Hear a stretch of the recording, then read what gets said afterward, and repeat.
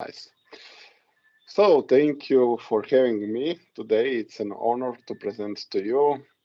I will talk about some new SQL Server functions, syntaxes, tips, and tricks that actually have been introduced in various versions of SQL Server from 2016 up to date.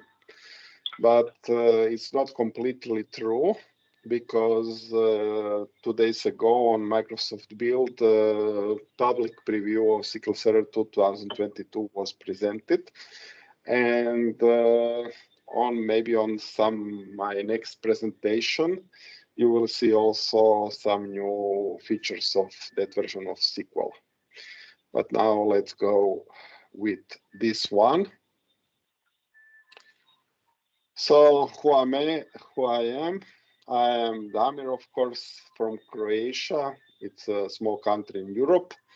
And I was for many years a developer, programming ASP.NET applications using C#, but I also was using many other technologies.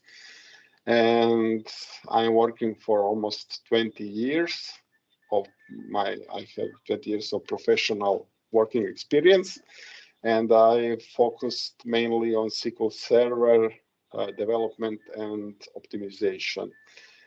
So last 10 years, I'm working for a great company called SPAN, and my current position is Senior Database Developer. And I am leading the Croatian SQL Server user group. I'm organizing SQL Saturdays or Data Saturdays events in Croatia. So if maybe you are in Europe and you don't know what to do next weekend, you can visit us in Croatia. We'll have in-person Data Saturday. I am also co-founder of Data Weekender conference, and sometimes I blog about SQL Server. Right now you have some old articles there because I was waiting for a new release of SQL Server. Okay, can I please, somebody has some, okay, noise. I checked the attendee list, so I muted somebody. Now it's better, I think. So the session will be somehow a retrospective of some new features introduced from SQL Server 2016 up to date. Most improvements since 2016 are from the development point have been introduced on some functions related to string manipulations.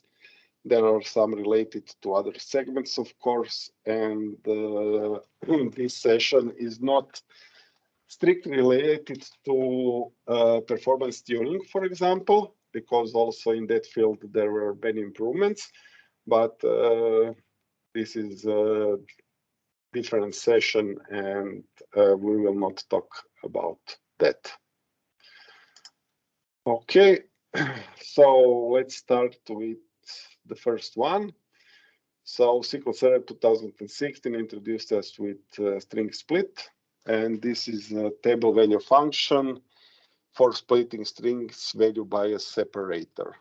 It has multiple usages. For example, you can use it for input parameter for a store procedure or whatever you like. The function returns a single column table with parts or fragments, and the name of the column is value. Return type depends on any of the input arguments. The table value function can be used, of course, not only in the select statement to get the results, but also in the where or from, in, for example, join or cross apply. From my experience, I know that there are many theories, approaches, and solutions to split strings in SQL Server before the existence of this function. And the one that I actually prefer is using XML. So you have nice articles on the internet by Aaron Bertrand that actually make some performance tests on various ways to split strings. And today I will show you the most commonly used, the XML way, and of course the new one. String escape, it's a function that actually escapes special characters by any escaping rule. But you can use any rule while the rule is JSON. This is actually logical because SQL Server 2060 introduced as JSON support, and it was actually logical to introduce something like string escape. Format message is really an old statement in SQL Server. It was introduced in SQL Server 2008, but it was actually enhanced in SQL Server 2016 to accept this optional message string argument. And it means that you can use it, your own string, to build a message. If, for example, you feel like a developer like me, maybe your dream was to be able to format and concatenate strings in SQL Server easily, like, for example, in C# by using, for example, a string format method. So actually, you can use format message in almost the same way as string format in C#. This presentation, we had a lot of demos. So we like demos. So the first one is string split. So I have here ingredients for a mojito cocktail, and they're separated by comma. And now I will use the string split, and you see in the results that I get all the ingredients here. One thing that actually is not so nice in the string split is that you can use only one character for splitting strings. So, for example, if you maybe try to split strings by using two characters, like here, you will get an exception, of course, because it should be data type of nvarchar or varchar 1 length, the splitter. And this didn't change even in the new version of SQL Server 2022. Okay, this is only one example. You can see that you can use it, for example, in the cross apply or other. So it's not strictly to be used in the from, but you can also use it in cross apply on whatever. Or maybe you can use it, like, for example, in input parameter of store procedure or variable or function or whatever you like. So now let's see a little bit about performance of this new function. So I actually created a function here, as you can see, that's splitting string with XML, the XML approach. And this was one approach. I will not definitely tell you that this was the fastest one, but I know that many people liked this approach for splitting strings. So actually you can see that this old function is working. You get also the result you like. Now we will turn on statistics, and let's actually compare the old approach with the function. DBO split string is the name of the function, and the new function here, string split. I'm executing this. The result is the same. But if you look at the execution plan, you will see something that actually the old function with XML was using 64% of the whole batch, and the new one, string split, was using 36%. If you look at the messages, you will see that the old approach with the custom-made function was using a temp object here, and it had 227 logical reads, and it Okay, it's really a small example, so you are unable to see the CPU time difference between the old and the new one.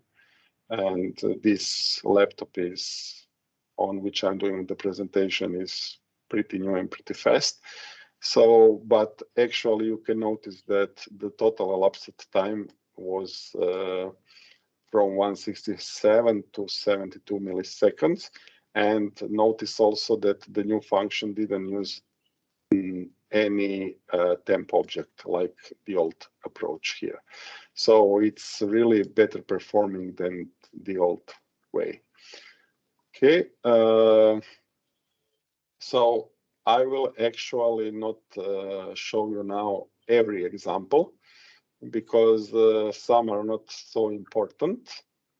But if you like, I can actually. So for example, string escape is here.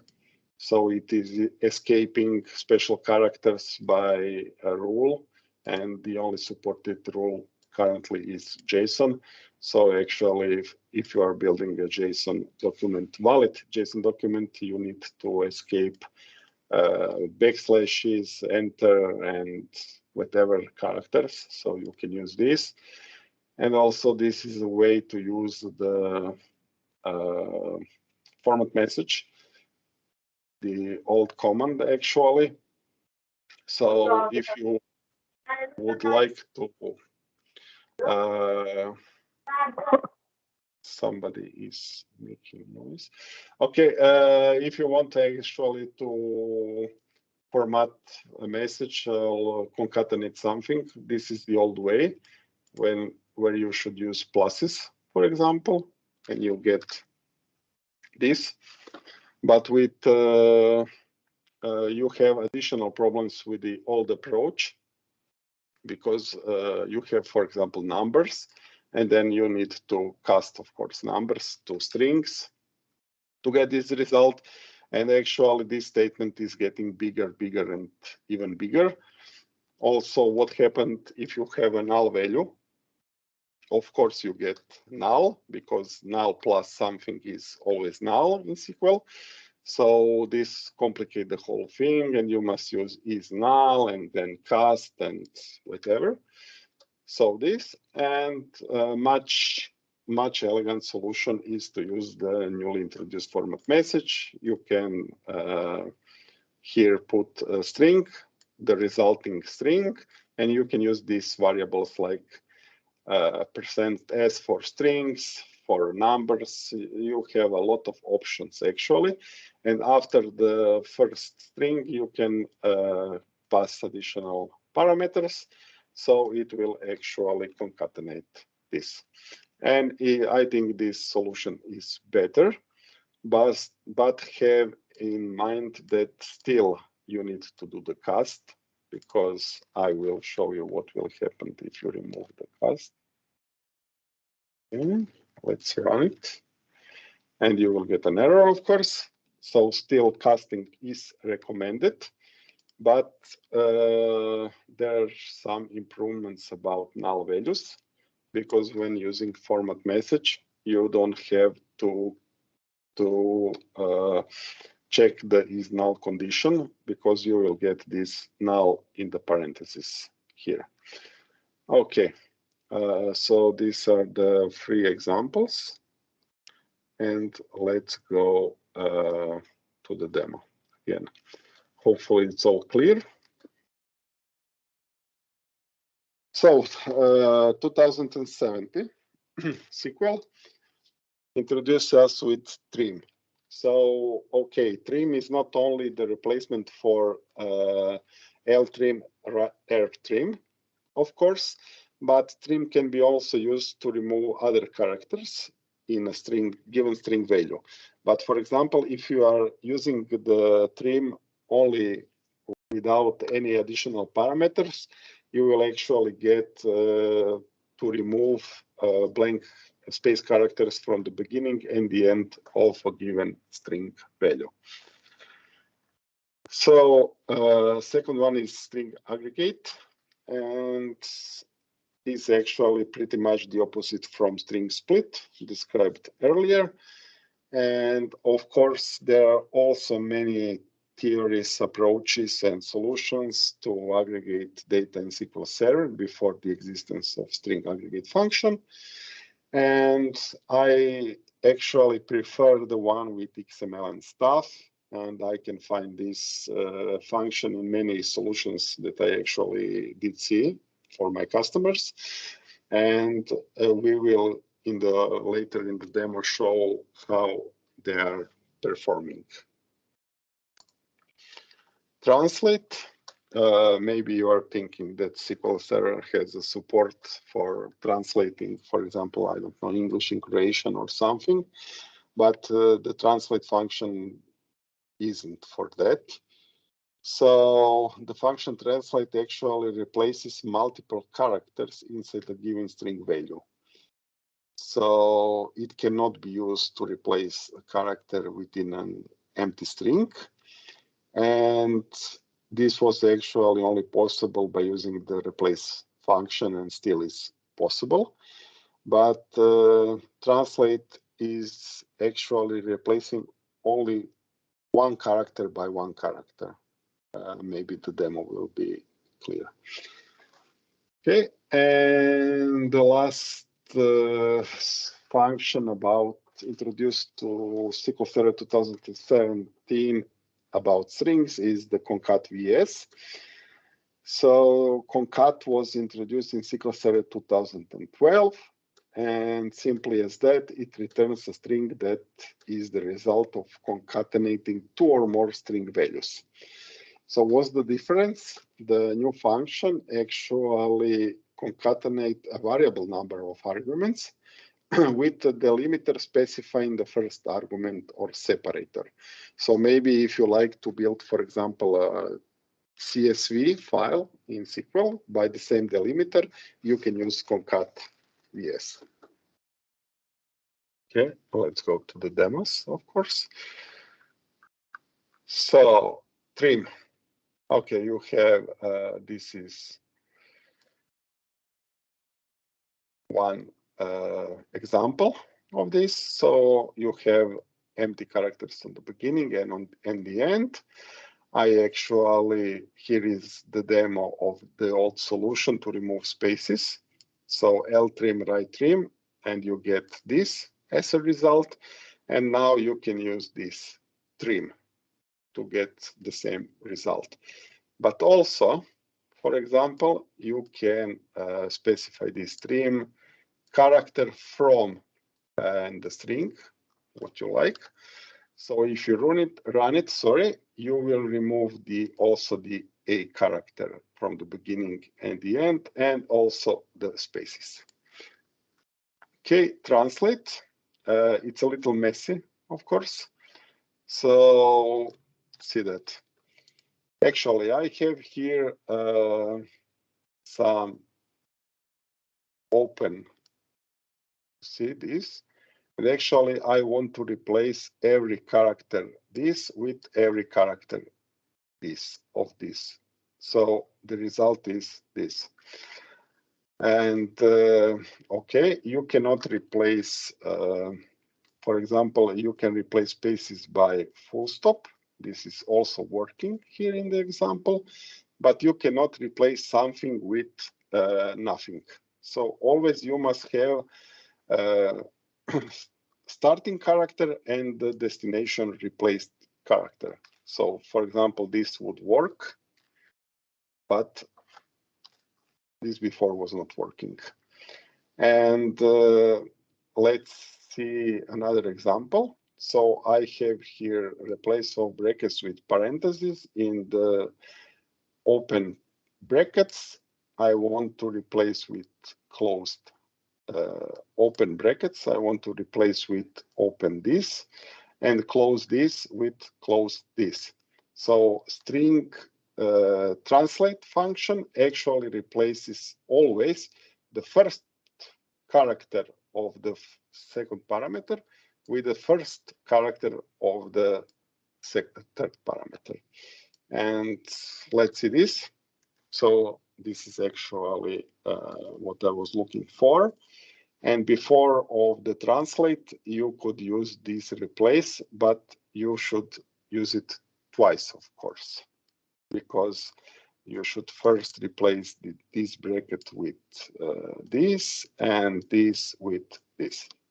Okay, I hope this is a little clearer. Okay, and let's see the concat function. So I have here, I have 3 variables, and I want to concatenate them. Let's run it, and I get. So concat first parameter with second, third, fourth, and so on. And notice here that number of drinks is int, and I actually didn't have to cast this to string. So SQL Server is intelligent, and it can concatenate these values without casting them to string. What will happen if we try to concatenate null values? Notice here that the drink name was null, and nothing happened here really. So I only don't have the null value. And this is actually pretty nice, of course, for that. And okay, and this is one real example if I want to create statements for drop tables. But as said before, the concat is a null function, and I suppose you probably know about it. And the new one is actually concat vs, and what it does. So in the first parameter, you must specify the string that actually will be presented after every parameter from the second to the last.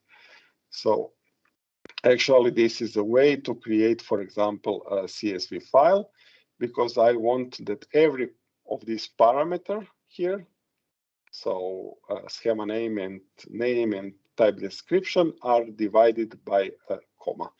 And this is actually the result. What will happen with the nulls? Also, nulls are ignored, but notice here that if you are using concat vs for concatenating, for creating CSV files, for example, then the null are totally ignored, and actually this result is not a valid CSV file because you are missing the table name, of course. So this is better to do it like this, to use actually the is null parameter to specify this. Okay, returning up with my string, because I want to show you the demo about aggregate also. So what does the aggregate? Is the opposite of split. Of course, I can specify string aggregate and various number of parameters that I want to aggregate by using space. Okay. This is a real database example, and I actually get an error here. Let's look at the error code. So you can actually see that string aggregate result exceeded the limit of 8,000 bytes. Why is that? The problem is actually in the customer name column. As you can notice here, customer name is n varchar of 100 length. And SQL Server didn't actually know that the result value will exceed the 8,000 bytes. So if you actually want this code to succeed every time, the casting is actually required to n varchar max. So I'm actually casting this customer name column of n varchar 100 to n varchar max, and then when I will run this example, it will work, of course, and the result will be much bigger than 8,000 bytes.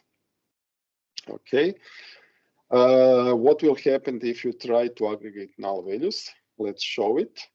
So null values are ignored, and this is also okay. So performance, let's test performance. So the first one is XML and stuff, and the second one is with string aggregate. This is this new function, of course.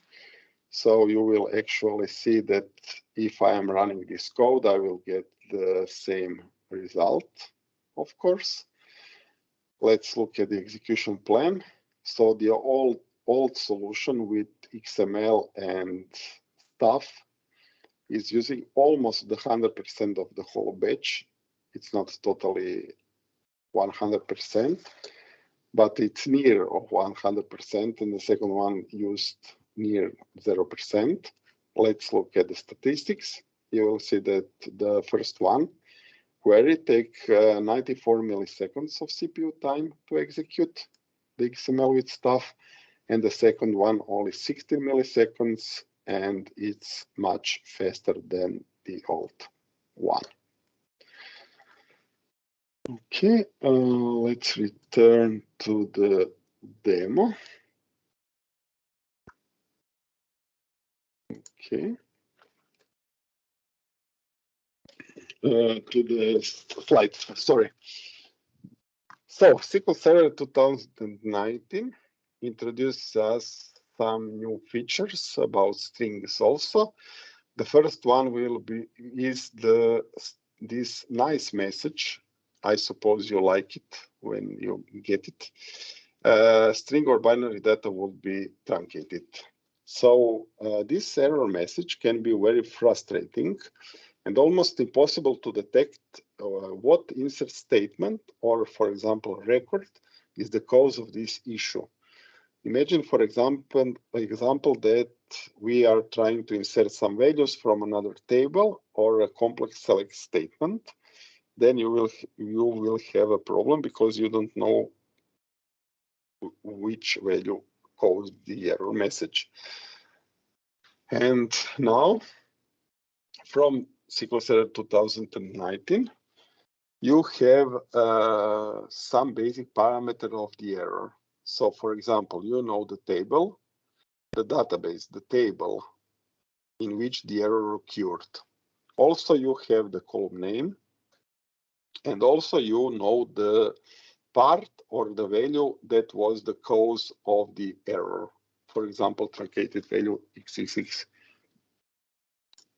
Okay, but just keep in mind that the error number changed from 8,152 to 2,628.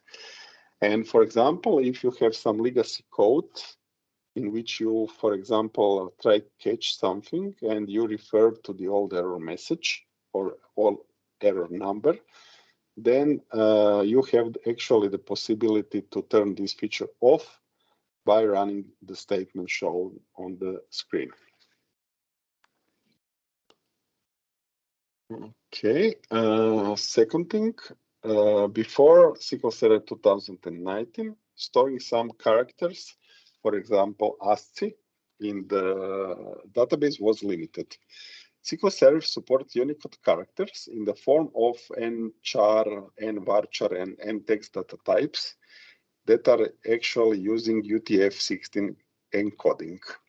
The penalty of this was that you need to pay the price for more storage and memory, of course, because you had to store all the data in the Unicode UTF-8, even when you need only ASCII characters. Since UTF-8 is actually the dominant character encoding system for the World Wide Web, and it is used in over 90% of all web pages, UTF-8 database support allows us application internalization without converting all strings to Unicode. And UTF-8 support in SQL Server 2019, from SQL Server 2019, is implemented as new collections, and you have in total 1,553 new collections that you can choose for a database. And you can actually identify them because they finish with the UTF-8 suffix. So on the left and on the right side, we are trying to actually store in the database the Ukrainian translation for the phrase SQL Server 2009 support UTF collation. And if Google Translate does not lie to us, it should be something like visible here on the screen. So on the left side, you have the non-UTF-8 database. So the database without UTF-8 collation. And notice that the result for the query where we are using the varchar data type is incorrect. We are actually losing the Cyrillic characters. The characters are only displayed correctly in the second query, the one with n varchar data type. On your right screen, you can see the UTF-8 database. So the result is correct in the both examples. And we can see the Cyrillic characters with both data types, so varchar and n-varchar, of course. And take a look also at the column data length value. So you can actually notice that there is a slightly improvement in the consumption of the space needed to storing Cyrillic characters using UTF-8 encoding. It's not maybe so big, this number, but imagine actually that this is only an example of one sentence and small sentence. So if you had a million of rows, you could save actually much space. And still the disks are pretty slow components. So it's actually much better to save disk space. Okay, demos. Let's go to this part.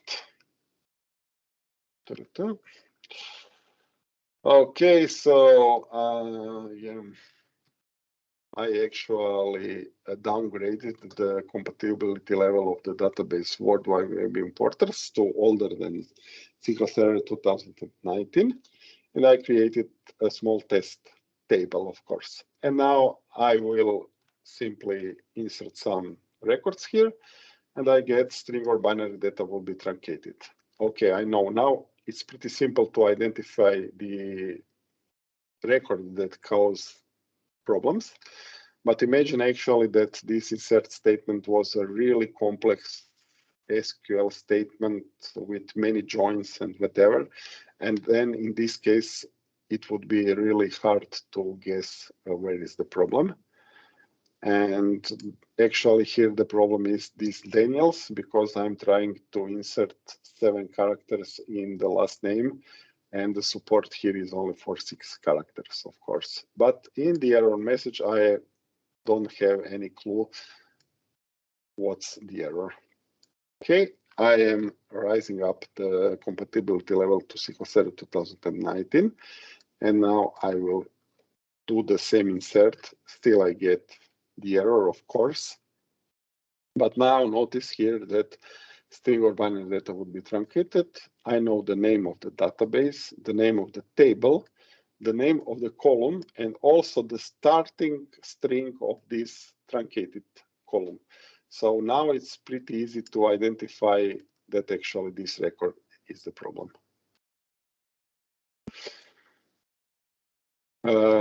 These are the UTF-8 all collisions you can find in the database. So you have 1,553 of them. I'm creating test databases. So the first one is a normal one.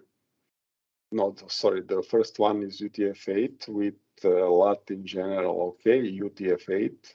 You can identify it by this suffix. And the second one is non-UTF-8 that actually has a normal collation without UTF-8 support.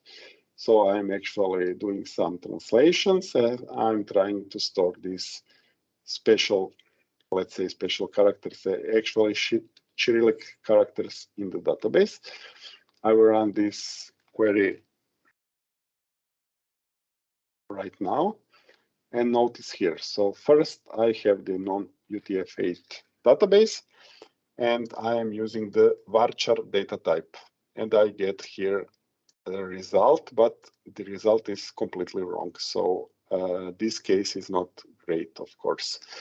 The second one is okay because I'm using n varchar data type, and I get the good result. And the second one is the result from UTF-8 database. I have a good result in both strings, even if I'm using only the varchar in the first example and n varchar in the second. And also notice here that I am actually saving some space here. And saving space is pretty good, of course. Of course, the most space I was saving was here in the first example, but actually it's not usable and we cannot do nothing with this example because we have the wrong solution, wrong result. Okay, let's go to the slides. SQL Server 2016 introduced us with compress and decompress. You know that SQL Server has already a row and page compression of data, and compress function isn't the replacement from them. The function actually returns the data type of var binary max, and it represents the compressed content of an input. The function uses gzip algorithm of data compression. Compressed data cannot be indexed, of course, and it is actually recommended to use it on really rarely used data, maybe some log data or XML, because the data is not simply readable or usable if first not decompressed. And you, of course, know that if you decompress something, you have a lot of CPU usage. And of course, you must scan the whole table if you want to find something in the compressed values. On short text values, the compressed data could be used more space than the original data. And this is actually normal behavior, like, for example, if you try to compress a really small file on your hard drive. And SQL Server 2022, you can download the public preview now. You have also the XML compression out of the box. So you can play with that and you will actually see that compress and the compress function cannot be actually compete with that. One more thing about compression and decompression. You, of course, think that the compress should be the exact opposite of the compress mechanism, or maybe not. The problem with the compress is that the function returns the data type of var binary max. And if you would like to get the original value, you must first cast it in the original data type. So you must actually know your data and your database structure if you want to make a good job. Demo? Okay. I have here one big lorem ipsum word. This is the result of compression. But let's see actually how it is efficient. So I'm running this and I actually get compression rate of 62%. And it's pretty nice, this for the compressed string. But for example, in this example, I will try to compress a small sentence. And I will get the compression rate of minus 20%. So actually the compressed size is bigger than the original one. And this could be a problem. I created here some demo tables. Okay, I will not waste time again to recreate this, just see this. I have order lines copy that's actually had some original values, and I have the second table, order line compress. And as you can see, I have here the same data as in the first example, but compressed, of course. And let's see actually how it is efficient. So the original table is using 43 megabytes of data space. The row and the page compression are almost near, and they use about 22 megabytes of space. And the compressed one used 32 megabytes. So it's better, of course, than the original, but you are using CPU time to manipulate with this. Okay, but for example, if you look at the second example, and these are XML data in the first table, and in the second table are XML data compressed, of course. But if you check the space usage, you will see actually that the original data was 156 megabytes, and the compressed one is almost the half of the original one. So it's pretty good saving of this, but you have problems with by reading this, because of course, imagine actually that you must find something here. Okay, let's see first about decompress. Okay, so let's see. Input value, Damir likes gin and tonic. I think that you already realized that I like gin and tonic. And I am running this first compressing the sentence and then decompressing, and I want to get the original value. But when I run this, I will get not the original one. So if you maybe know to read var binary, you will notice that this is the original value, but it is in var binary. Okay, what I should do to get the original result? I must decompress the value, and I must do the cast. And this is spending a little bit of CPU. And this is actually the way to get the original result. But for example, if I don't know my database and I don't know the design of the tables, and I started, for example, so in the database, there is a table that's of nvarchar, but I am a developer and I didn't know that is actually nvarchar, and I was supposing actually that is varchar. So, okay, I am compressing nvarchar, decompressing it and casting to varchar. What will happen? Something totally strange. I actually get a pretty weird and not good example. Okay, and this is even more strange. I started with varchar and I'm trying to get nvarchar result. So you will get this.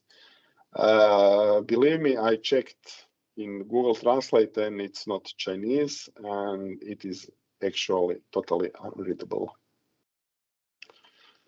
Okay, let's see this.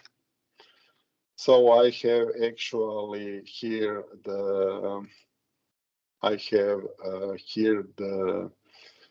original data in order lines XML. This is a normal table, not compressed, and this one is actually compressed and compressed data that actually I am decompressing and casting to XML to get the same result.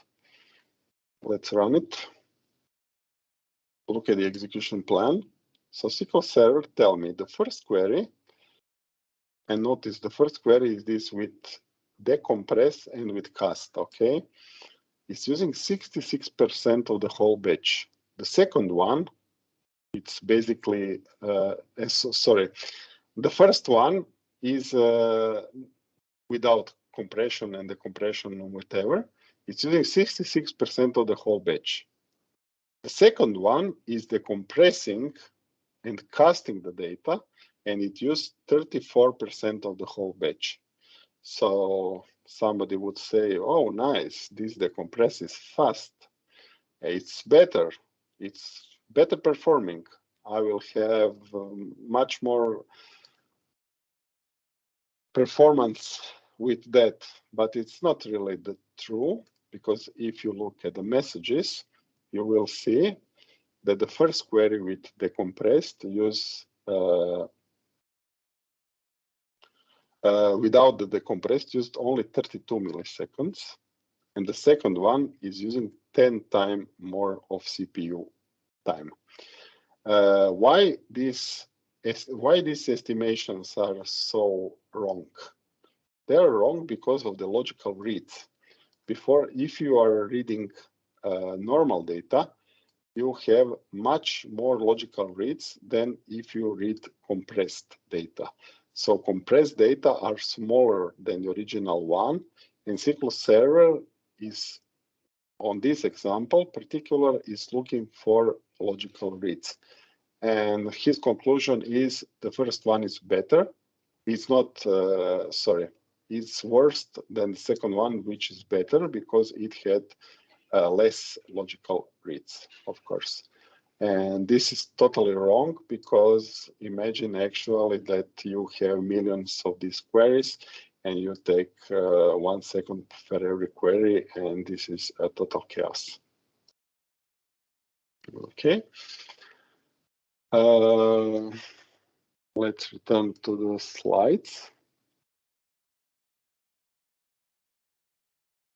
Some nice syntaxes introduced. So create or alter is a new SQL Server syntax extension introduced in SQL Server 2016. So after many years, SQL Server introduced the possibility to create or alter an object depending if the object already exists or not. You can use it for altering store procedures, functions, triggers, or views. So the old approach is actually, if you try to create store procedures that actually exist, you will get an error message, this object already exists in the database. So you could solve this by checking if the object exists. If yes, you could drop it or create it or alter it, whatever. But the create or alter syntax actually will not put the error message out. You have also the second one is drop if exist. So drop if exist is also introduced in SQL Server 2016, and you can, for example, when you are using temp tables or something and you want to drop them, you could get this error, this object doesn't exist, for example. So now we have a new drop if exist statement, which is basically a conditional drop statement. Still, as before, you can run it only if you have adequate permissions. If the object exists and you don't have adequate permissions, you will get an error message. The reason for that is that actually drop if exist is suppress the error message. And you can use it for various objects like aggregate, procedures, tables, assemblies, triggers, views, etc., etc. In short, date diff big. In short words, it is almost the same function as date diff that actually exists from SQL Server 2008. And it's commonly used if you want to get a time span between two date time values. The function returns a big int value representing the count of specified date parts unit crossed between the specified start and end date. The main difference between the date diff and the date diff big is, as you can notice, in the big part of the name. And this is actually true because the old one, it's returning int data type, and the new one is returning big int. So you can handle much bigger values than before. And also dated if big, you can get an overflow like before, but now is much harder to do it because you have the begin data type. And hash bytes. Hashing, as you probably know, is a process of generating a value or values from a string or text using a mathematical function. SQL Server hash bytes was introduced in SQL Server 2005, but it was supporting only the MD2, 4, 5, and these hashing algorithms. From SQL Server 2012, you have additionally the SHA2 to 256 and 512 algorithms.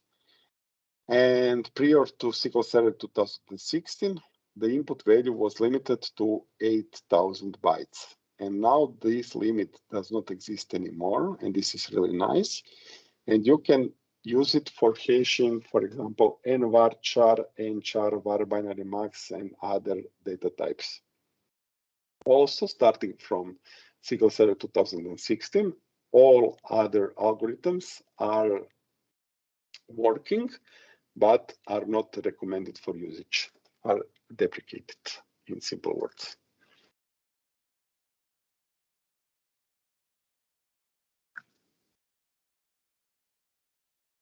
Okay.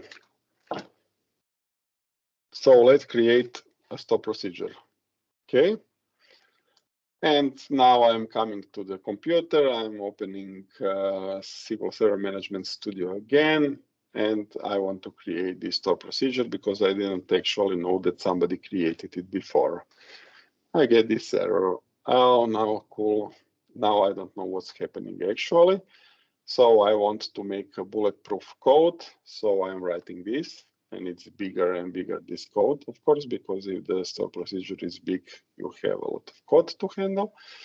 But now I can use this create or alter. So I can run it how much time I want, and I will not get an error. So SQL Server checks for me. If the object already exists, it will alter it. Otherwise, it will create it. Let's drop it. Drop if exist.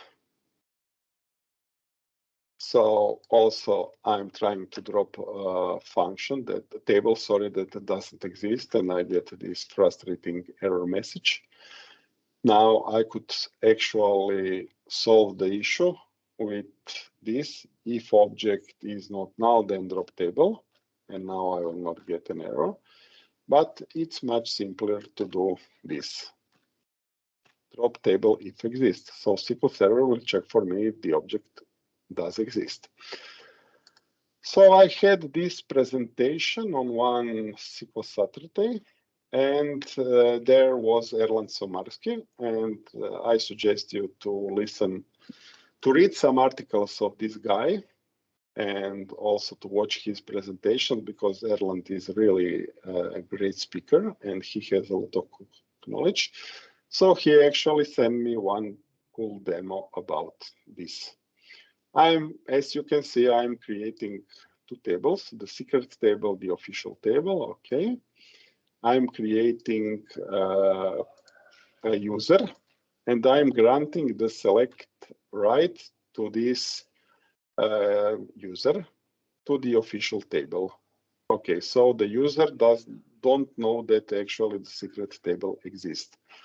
I will now run the code with impersonating as a plain user. I will try to drop three tables. The first table I would try to drop is the secret table, so the user does know that this table does exist. The official table, okay, I have actually select rights on this table, and I have the third table I want to drop is the non-such table, so this table doesn't exist. I didn't create it. Let's try to drop it. What will happen? We'll get actually 3 error messages because this object doesn't exist or you don't have permissions. And this is pretty much Okay. But now actually I want to be intelligent, and now I want to use drop table if exists. And guess what? I was thinking that I will get no error messages. What do you think? We will get error messages or not? Let's run it. I am running it. I actually get one error message, and this was, I wasn't expecting this. So the secret table, this user didn't actually had rights on this table, and the user didn't know that this table exists. And I didn't get error message for this. So the error message is suppressed. The second one, I had only select rights on this table, and I get actually the error message for this table. And the third one, the non-existing table, I didn't get error message. So from my perspective, I can think that I actually dropped two tables and one I didn't drop. But this is not the case. Okay, let's finally drop it. Okay, date time big, date div big. So for example, let's see the old one. I want to get microseconds for 1 day, and I get an overflow. But right now, when using the new one, I can actually get not only this microseconds, but also nanoseconds. So it's pretty big the span I can check with date div big. Okay, hash bytes. You of course know what is hashing. I get the hash value, of course. I can use various hashing algorithms. I have the MD2, 4, 5, and these two. So better the hashing algorithm, the result is bigger, as you can see here in this example. But one small problems about hashing in SQL Server is that actually there is no salt value. So what is the salt value? If you know for normal hashing, you could use salt value, meaning that hashing the same value will result in a different hash result. But in the case of SQL Server, you will always get the same value for the result. What will happen if you try to hash different data types? It will happen actually that the result will be different. So hashing different input data types with the same string result in the distinct hash. And why is hashing nice? So actually I like hashing because I'm using it very frequently. If you, for example, try to compare row by row values, for example, in the two databases, in two tables that you want actually to maintain and keep the values synchronized. So it's really easy to convert the whole table like one string. You can use JSON or even XML. So I could also write this XML auto, and this example will work actually. So I'm actually getting the hash value of the whole row here of the table, and I can actually easily, by customer ID, compare in, for example, two databases or two systems or two tables. If the hash is distinct, that means that actually the row changed. And it's much faster than comparing column by column, you know. Okay, and that's all about hashing. I don't have in the demo about JSON nothing in the slides, because I actually had a presentation about JSON topic on this user group, so you can find the recording. And I will not show you the demos about JSON here. And Joseph can give you a link to his YouTube channel, and there you can find my speaking about JSON. But I only have 2 new functions that are actually implemented in SQL Server 2022, and before the release of SQL Server 2022, there were implemented only in Azure, and these 2 functions are greatest and least. And actually, this function returns the data type with the highest precedence from the set of types passed to the function. If all arguments have the same data type and the type is supported for comparison, the function will return that type. Otherwise, the function will implicitly convert all arguments to the data type with the highest precedence before comparison of this data type. All expression in the list of arguments must be of a data type that is compatible and that can be implicitly converted to the data type of the argument with the highest precedence. Implicit conversion of all arguments to the highest precedence data take place before comparison. I will show you an example of this. So greatest, of course, function returns the maximum value for a list of 1 or more expressions, and the least function returns the minimum value from the list of 1 or more expression. And this is the last demo. So you have here 3 numbers, and we are using the function greatest, so we will actually get the highest number. Also, you can, for example, compare strings, and you will actually get the string that's actually the greatest by alphabet, of course, like sorting. Okay, I am creating a demo table, and I will insert some values from syscolumns. I have actually some random values here inserted, and I want to find the column with the greatest value here. So I have more than 1,000 rows here. And if you look here, so you have a table with 3 columns, and the greatest value is the larger value of these 3 columns.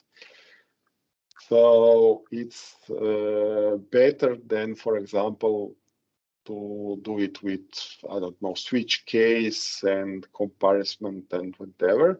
So actually the greatest will return the largest value. Okay, and just here, so you can use it, for example, also in this example, because even if these are not same data types, so these are some strings, and this is int, so SQL Server can do an implicit conversion. But, for example, in this example, the implicit conversion is impossible because SQL Server cannot do the implicit conversion of a string with an, for example, int. And also here you have a string, you have int, and you have int here. Okay, and what will happen with null values? In the first example, we have just 1 null value. So still we get the larger number, the greatest number, of course. But if all arguments are null, then the result will be null. And this is it. So one more thing. You have also problems if you, for example, try to use the greatest with if overpassing 4,000 characters, for example. And you cannot, of course, use this function for some data types, like, for example, XML or simple. So, people, this is all from my today's presentation. I hope you enjoy it. And let's see if you have questions. Yes, there is one question. Will hash bytes continue to work if we change the SQL collation?